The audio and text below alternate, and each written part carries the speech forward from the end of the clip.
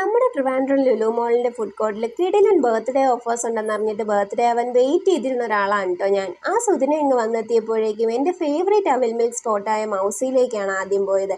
ഇവിടെ birthday സ്റ്റാറിന് free അവിൽ മിൽക്കും കൂടെ വരുന്ന ഫ്രണ്ട്സിന് ബർത്ത്ഡേ സ്റ്റാറിൻ്റെ ഏജിൻ്റെ അത്രയും % ഡിസ്കൗണ്ടും കിട്ടും.